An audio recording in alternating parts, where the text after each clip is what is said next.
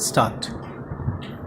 Education lays the path for progress, but not everything that passes for education is a universal good. Immediate corrective measures are needed when it strays from its path, and the government's decision to withdraw the competency-based medical education curriculum guidelines published by the National Medical Commission, rich with blundering interpretations, jerks a retrograde move back within law and reason. Published on August 31st, the curriculum specified that sodomy and lesbianism were unnatural sexual offenses, including them under the category sexual offenses. It also slotted transvestitism or cross-dressing under the category of sexual perversion. The mandatory 7 hours of disability competencies that students earlier had to undergo were excluded from the foundation course too.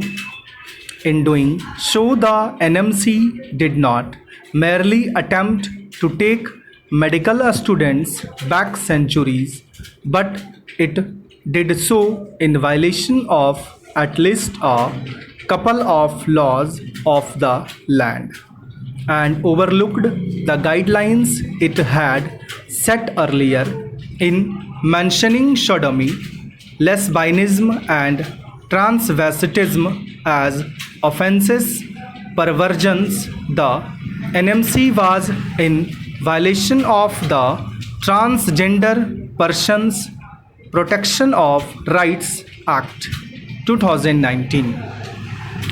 Notably, following admonition by the Madras and Kerala High Courts, the NMC in October 2021 instructed all medical universities to not approve unscientific, derogatory and discriminatory information on the LGBTQIA plus community. With the removal of mandatory disability competencies from the foundation course, the NMC violated the Rights of Persons with Disabilities Act 2016. It mandates the inclusion of the rights of persons with disabilities in the curriculum of universities, colleges, and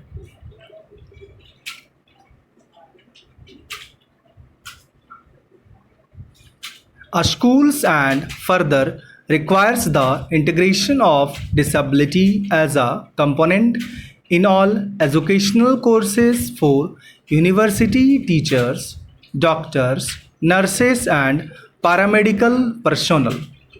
Again, it was the NMC that introduced the competencies in 2019 as a response to years of advocacy. The competencies would provide students a rights-based approach to removing barriers to healthcare and ensuring equitable access to quality care.